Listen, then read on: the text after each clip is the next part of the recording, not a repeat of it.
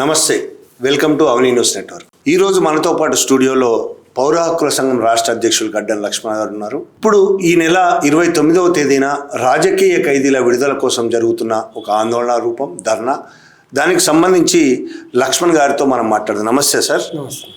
అసలు రాజకీయ ఖైదీల విడుదల వేదిక ఏర్పాటు చేయడానికి కారణం రాజకీయ ఖైదీల విడుదల అనేది మీరు చెప్తున్నారు. అసలు రాజకీయ ఖైదీలు అంటే ఎవరు, ఎందుకు వాళ్ళని విడుదల చేయాలి? మీరు అన్నట్టుగా ఆగస్టు 29 శనివారం అవుతుంది. రాజకీయ ఖైదీలను విడుదల చేయాలనే ఏకైక నినాదంతో ఇందిరా పార్క్ హైదరాబాద్లో ధర్నా నిర్వహిస్తున్నాం. అదొక ఐక్య వేదిక తరఫున ప్రజలందరూ పెద్ద ఎత్తున ఆ ధర్నాకు హాజరు కావాల్సిందిగా కోరుతున్నాం. ఇక మీరు అడిగిన మొదటి ప్రశ్న, రాజకీయ ఖైదీలు ఎవరు అనే ప్రశ్న సహజంగానే కొంత దానికి వివరణ కూడా ఉండాలి. ఆ పేరులోనే ఉంది రాజకీయాలు చేస్తూ ఎవరైతే ఖైదీలుగా అయ్యారో ఆ ఖైదీలు అయిన వాళ్ళు రాజకీయాల్లో భాగంగా అయిన వాళ్ళు రాజకీయ ఖైదీలు అంటారు. అంటే మరి అందరూ రాజకీయం చేసిన వాళ్ళ అంటే అట్లా కాకుండా ఎవరైతే ఒక త్యాగపూరితమైన నిస్వార్థభరితమైన ఆకాంక్షలతో ధ్యేయాలతో ప్రజలకు అంకితమై ప్రజలను విముక్తి చేయటం కోసం ప్రజల కడగండ్లను కన్నీటిని ఒక సమసమాజాన్ని కోరుకున్న ధ్యేయాలతో ఎవరైతే రాజకీయాలు చేసిండ్రో ఆ రాజకీయం చేసిన అలాంటి వాళ్ళు పైన పెట్టిన కేసులన్నీ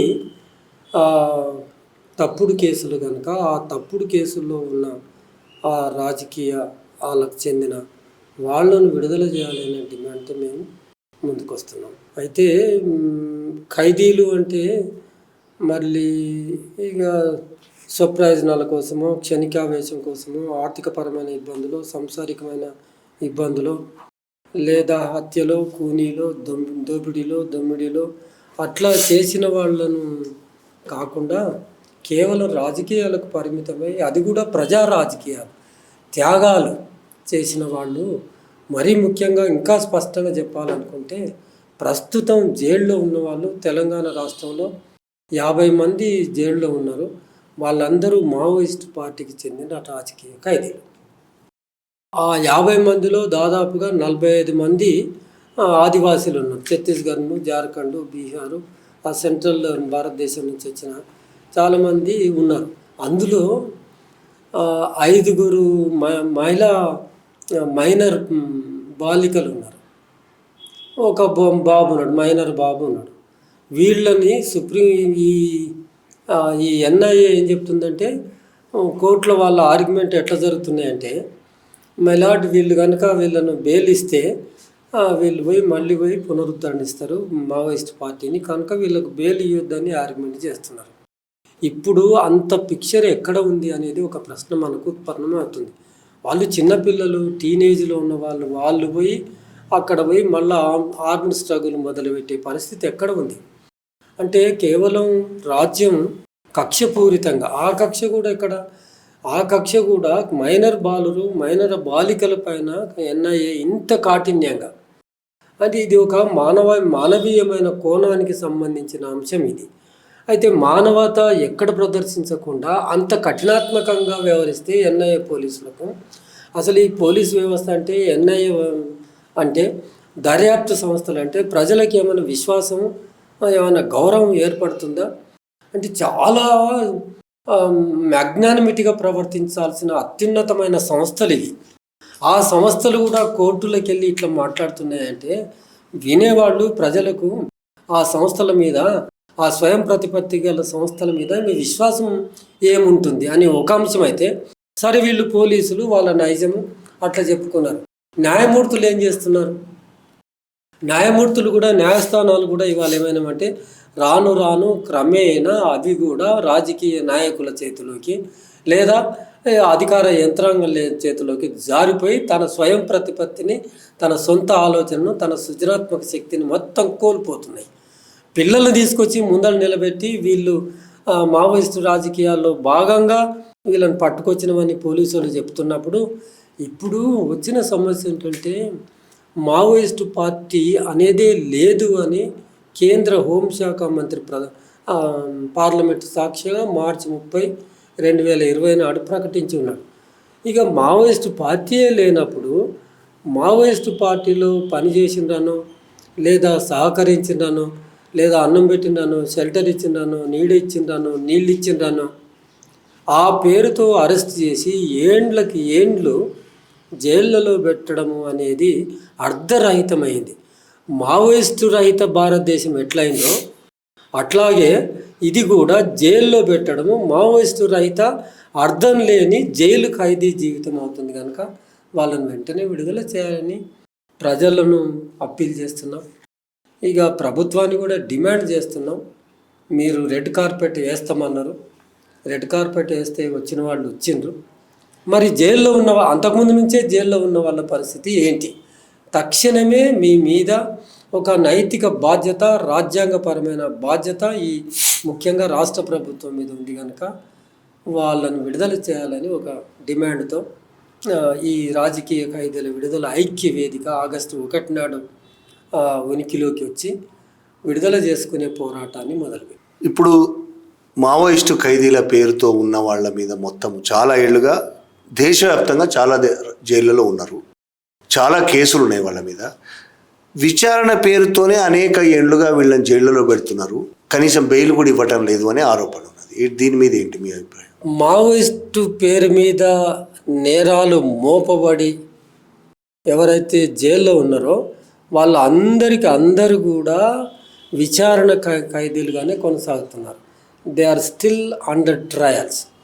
ఈ అండర్ ట్రయల్ అనేది విచారణ అనేదే ఒక శిక్షగా మారిపోతుంది. ఛార్జ్షీట్ వేయరు, టైంకు ఛార్జ్షీట్ వేయరు. ఛార్జ్షీట్ వేయకపోతే విచారణ మొదలవదు. ఏళ్లకు తరబడి విచారణ ఖైదీలుగానే మగ్గిపోతూ ఉన్నారు. ఉదాహరణకు దుడ్డు ప్రభాకర్ ఉన్నాడు, శిరీష ఉంది, పద్మ ఉంది. వీళ్ళందరూ విచారణ ఖైదీలుగానే ఇప్పటి వరకు కొనసాగుతున్నారు. ఏ ఛార్జ్షీట్ వేసింది లేదు, వాళ్ళ మీద నేరారోపణ రుజువు అయింది లేదు. అంటే రాజ్యము ఎంత కక్షపూరితంగా వ్యవహరిస్తుందంటే, ఎట్లాగూ వాళ్ళ మీద పెట్టిన కేసులు 2 అంశాలు ఉన్నాయి. వాళ్ళ మీద పెట్టిన కేసులు అక్రమ కేసులు అనేది ప్రధానమైన అంశం. వాళ్ళు ఏదో నేరం చేసి నేరంలో భాగంగా వచ్చిన వాళ్ళు కాదు, నేరం మోపబడింది. ఏ నేరము? మావోయిస్టులు అనే నేరం మోపబడింది.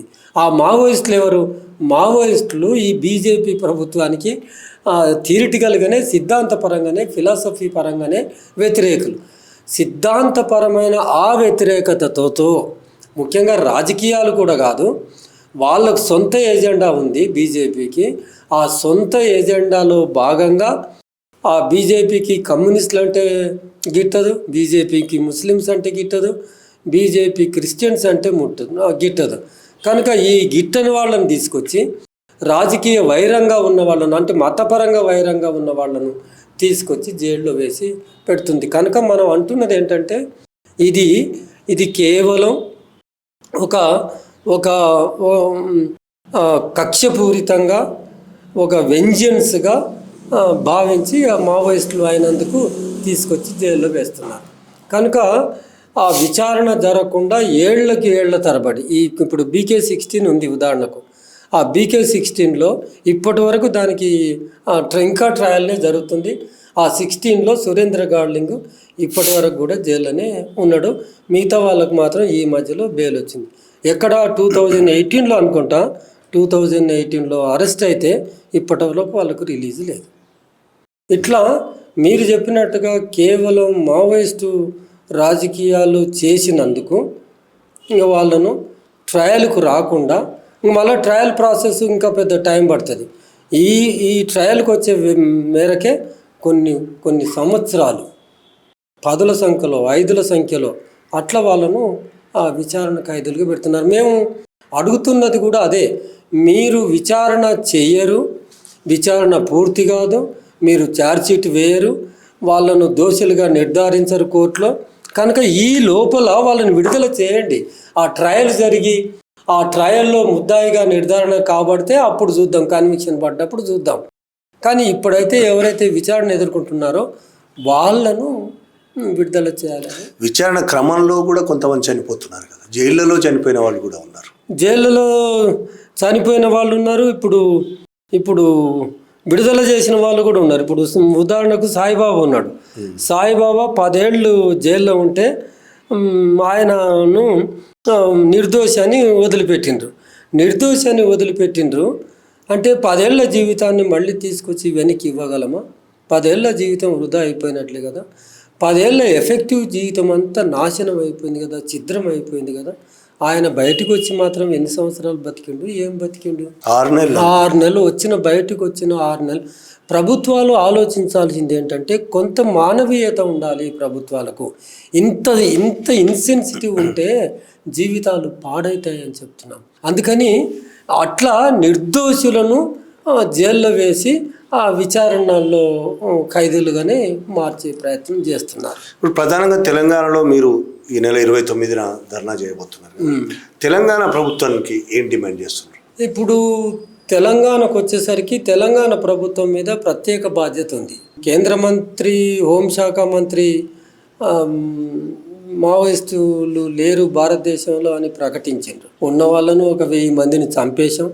బాటంగా పార్లమెంట్లో ప్రకటన చేసిండు, 1000 మందిని చంపేసినాం, 2000 మంది అరెస్ట్ అయినరు, 4000 మందిని సరెండర్ చేసుకున్నామని ఆయన ప్రకటించిండు.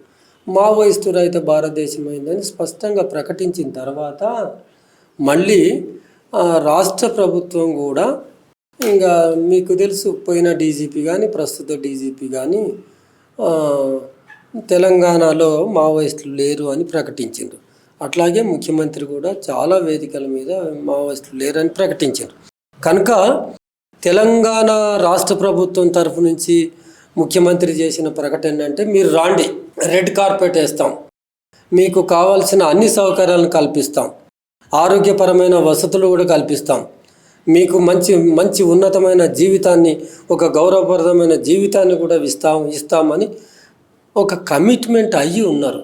దానివల్లనో మరే కారణం వల్లనో, లేదా వాళ్ళు చెప్తున్నారు మేము కొంతమంది అరెస్ట్ అయినరు, కొంతమంది తెలంగాణ ప్రభుత్వం సరెండర్ పాలసీ బాగుంది అని వచ్చిండ్రు, ఇవన్నీ అయినాయి. అది సరే, అంతవరకు బాగానే ఉంది. మీరు పిలిపించిండ్రు, పిలుపు మేరకు వచ్చిన వాళ్ళు వచ్చిండ్రు, అగ్రనాయకత్వం కూడా వచ్చింది, వాళ్ళను అరెస్ట్ చేసి సరెండర్, ఫోర్స్ఫుల్ సరెండర్ చూపించిండ్రు, ఇవన్నీ చేసినందుకు గాను మీ మీద ఒక ప్రత్యేకమైన బాధ్యత ఏముందంటే, తెలంగాణ మేరకైనా ఆలోచించి జైళ్ళలో ఎవరైతే మగ్గిపోతున్నారో, అంతకుముందు ఎప్పటి నుంచో ఉన్నారో వాళ్ళందరినీ బేషరతుగా విడుదల చేయాలి అని అడుగుతున్నాం. కనీసంగా ఒక సానుకూల వాతావరణం, మీరు తెలంగాణ రాష్ట్రంలో ఒక మోడల్గా నిలబడండి అని అడుగుతున్నాం. ఒక Telangana state should become a first state to release the political prisoners. ఎందుకు? దీని మీద ఒక నైతిక బాధ్యత ఉంది అని చెప్పాను కదా, నైతిక బాధ్యత ఉంది. అయితే తెలంగాణ స్టేట్లో మొత్తం సెన్సెస్లో కుల గణనలో ఆ కులాల ప్రాతిపదికన ఆ గణన చేయాలని మీరు ఒక మొట్టమొదటి రాష్ట్రంగా నిలబడి ఉన్నారు. ఇంకా విభజన కూడా చేసిండ్రు, వర్గీకరణ కూడా మొట్టమొదటి రాష్ట్రంగా నిలబడి చరిత్ర ఉంది. కనుక ఇప్పటికైనా తెలంగాణ ప్రభుత్వానికి మేము ఒక డిమాండ్ ఏం పెడుతున్నాం, ఆలోచించండి. మీరు మొదటి రాష్ట్రంగా నిలబడండి. రాజకీయ ఖైదీలను విడుదల చేయాల్సిన అవసరము ఆవశ్యకత చాలా ముందుకొచ్చినది. ఎందుకు ముందుకొచ్చింది? ఇప్పుడు వాళ్ళను విడుదల చేస్తే మళ్ళీ పోయి పునరుద్ధరించే అవకాశం లేదు కదా. మీకేమైనా ఉంటే ఆ ఎస్ఐ వాళ్ళు ఇంకెవరైనా చెప్తారో కానీ అందులో న్యాయం, ధర్మం ఎన్ఐఏ వాళ్ళు చెప్తారేమో కానీ అందులో ఏమాత్రం వాస్తవం మాత్రం లేదు. కనుక వాళ్ళు చెప్పిన దానితో బట్టి పాలసీ నిర్ణయాల్లో ఒకటే చెప్తాం.